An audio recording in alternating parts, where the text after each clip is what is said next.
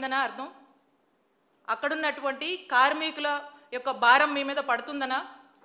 అక్కడ యొక్క కార్మికుల ఉద్యోగాలు కావచ్చు, వాళ్ళ జీతాలు కావచ్చు, అది మీకు భారంలా కనిపిస్తుందా? మొత్తానికి మొత్తం ఈ విశాఖ స్టీల్ ప్లాంట్ ప్రాజెక్టు మొత్తం కూడా చంద్రబాబు నాయుడు గారికి భారంగా కనిపిస్తుంది కాబట్టి వైట్ ఎలిఫెంట్ అని చెప్పేసి ఈరోజు మీరు కంపేర్ చేస్తూ మాట్లాడుతున్నారు. నేను అడుగుతా ఉన్నాను, ఈ భారాన్నే మీరు వైట్ ఎలిఫెంట్ థియరీ అని అంటున్నారా చంద్రబాబు నాయుడు గారు? మాకు అర్థమైందైతే ఇది. ఇంకేదన్నా ఉంటే మీరు చెప్పండి.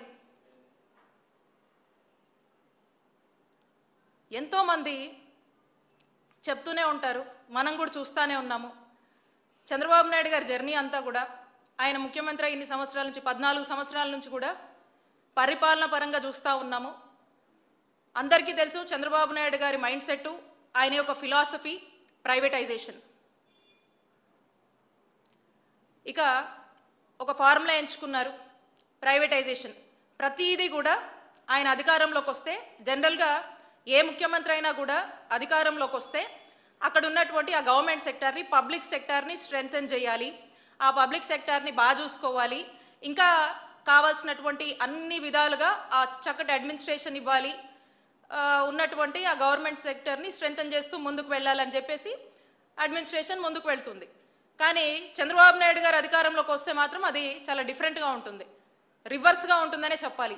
ఎందుకనంటే ఆయన పబ్లిక్ సెక్టార్ని కిల్ చేయాలి, పబ్లిక్ సెక్టార్ని చంపేయాలి, ప్రైవేట్ సెక్టార్ని ఎంకరేజ్ చేయాలి.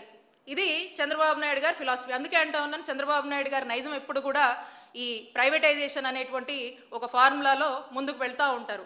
అదే మనం ఇక్కడ కూడా చూస్తూ ఉన్నాము. ఎందుకంటే హీఈస్ చంద్రబాబు నాయుడు గారు అనే వ్యక్తి he is pro private, not pro poor. ఎందుకని అంటున్నా అంటే, ఎప్పుడైనా వారి మాటల్లో మనం చూస్తూ ఉంటాము, నేను సంపద సృష్టిస్తా అంటారు. సంపద సృష్టించడం అంటే ఏంటి? ఇక్కడ ఉన్నటువంటి ఈ పేదవాళ్ళని కావచ్చు, రైతులను కావచ్చు, మరి ప్రభుత్వ రంగంలో ఉన్నటువంటి అన్ని డెవలప్మెంట్స్ని కావచ్చు, అన్నీ కూడా ఏదైతే ఈ ప్రజల తాలూకా ఆస్తులు, ప్రభుత్వంలోని ఆస్తులన్నీ కూడా ప్రైవేట్ వాళ్ళకు అప్పచెప్పడము, వాళ్ళు సొమ్ము చేసుకోవడం అనేదే సంపద సృష్టించడం. చంద్రబాబు నాయుడు గారి ఉద్దేశం అదే. ఇక మాట్లాడితే అంటారు, నేను పేదరిక నిర్మూలన కోసం పనిచేస్తానని అంటూ ఉంటారు చంద్రబాబు నాయుడు గారు. పేదరిక నిర్మూలన కోసం కాదు, పేదలనే నిర్మూలించేందుకు చంద్రబాబు నాయుడు గారు పనిచేస్తారు. అదే మనకు స్పష్టంగా అర్థమవుతుంటుంది.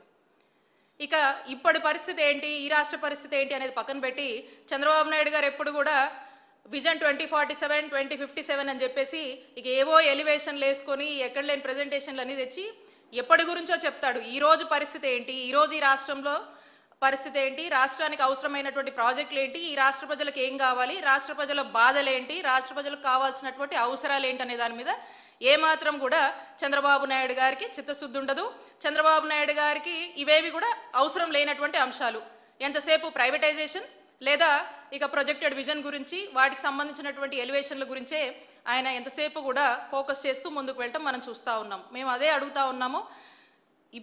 ఇప్పుడున్నటువంటి ఈ విశాఖ స్టీల్ ప్లాంట్ ప్రైవేటైజేషన్ అనేటువంటి అంశం గురించి అసలు మీరు చెప్పగానే మీరు ఈ వైట్ ఎలిఫెంట్ అది ఇదని చెప్పేసి మీ ఇన్సైడ్ మీ మైండ్ సెట్లో ఉన్నటువంటి ప్రైవేటైజేషన్ని మీరు రబ్ చేసే పని చేస్తూ ఉన్నారు. అదే మాకు స్పష్టం అవుతా ఉంది. ఎందుకంటే మనము రీసెంట్గా చూసాము, సిఏఏ సమ్మిట్ ప్రెస్ మీట్లో చంద్రబాబు నాయుడు గారు ఏం మాట్లాడారో మనకు అర్థమవుతుంది. ఒకసారి ప్లే చేయమ్మా.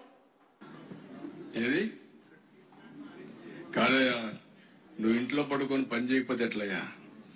గుర్తుపెట్టుకోవాలి, మీరందరూ కూడా ఏం తయారయ్యారంటే ఊరికి జీతాలు ఇస్తారా? పని చేయాలి కదా.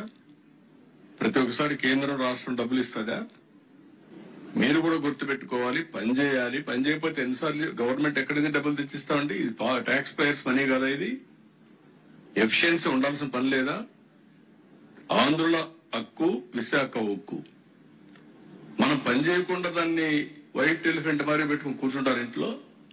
పని చేయించాలి, మనం కూడా పని చేయాలి, కష్టపడక్కర్లేదు.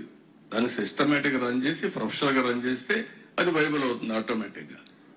కాబట్టి నువ్వు కూడా ఎంతో పైన ఏమి అన్సెటిల్మెంట్ ఉంది దాంట్లో? ఎవరు చెప్పారయ్యా నీకు? ఎవడు చెప్పాడు? బుద్ధి ఉండాలి. ఏం తీసుకోవాలి? ఏం తీసుకుంటారు? 12,000 కోట్లు ఇస్తే ఏం తీసుకుంటారు? నీకు వచ్చి మీ ఇంటికి వచ్చి చెప్పాలా? నేను ప్రైవేటైజ్ చేయని ఎన్ని గంటలు చెప్పాలి? తమాషాగా ఉంది మీకు. నేను కూడా చూస్తున్నాను కొంతమందిని కావాలని ఏదో కలబెడతానే ఉండాలని కలబెడతా ఉంటారు. వాళ్ళకి ఏం పని లేదు. మొన్న ఇదే మరి నాకు అక్కడ ఒకటి జరిగింది. ఏ ఇండస్ట్రీ రానివ్వకుండా చేస్తే కెమికల్ ఫ్యాక్టరీలో పీడీ కింద పెట్టినాక అన్ని సెట్ అయిపోయినాయి. ఎత్తపై లోపలేస్తే ఇంక డిస్టర్బెన్సీ లేదు, అన్ని ఇండస్ట్రీస్ బాగున్నాయి, రాష్ట్రం కూడా బాగుంది. మీరు కూడా ఇవన్నీ గుర్తుపెట్టుకోవాలి. ఇది మొన్న సిఐ ప్రెస్ మీట్లో చంద్రబాబు నాయుడు గారు ఎన్నికల తర్వాత, అంటే సుమారు 2 సంవత్సరాలు అయింది వీళ్ళు అధికారంలోకి వచ్చాక, విశాఖ స్టీల్ ప్లాంట్ గురించి వైట్ ఎలిఫెంట్ థియరీ అని చెప్పి ఏ విధంగా మాట్లాడారో చూద్దాము. ఎన్నికల ముందు ఇదే చంద్రబాబు నాయుడు గారు ఏం మాట్లాడారు కూడా ఒకసారి చూద్దాం. ప్లీజ్ ఇమ్మా. నేను అడుగుతున్నా, విశాఖపట్నం ఆత్మను అమ్మితే మీరు ఉపేక్షిస్తారా తమ్ముళ్ళు అని అడుగుతున్నా. విశాఖపట్నం స్టీల్ సిటీని స్టోరన్ సిటీగా చేస్తే మీరు ఆమోదిస్తారా అని మిమ్మల్ని అడుగుతున్నా. అందరం కలిసి కాపాడుకుంటామా లేదా అని అడుగుతున్నా. ఇప్పుడు చెప్పండి, కాపాడుకుంటాం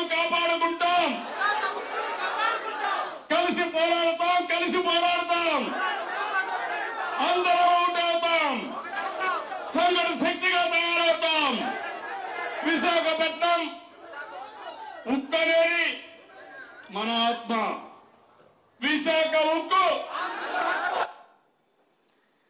స్పష్టంగా ఎన్నికల ముందు చంద్రబాబు నాయుడు గారు ఒకలాగా, ఎన్నికల తర్వాత ఒకలాగా, అంటే అప్పుడు ఓట్ల కోసం ఒకలాగా, ఇప్పుడేమో గెలిచిన తర్వాత ముఖ్యమంత్రిగా మాట్లాడినప్పుడు ఒకలాగా, ఒక ద్వంద్వ వైఖరి అనేది కనపడుతూ ఉంది. అలాగే విశాఖ స్టీల్ ప్లాంట్కి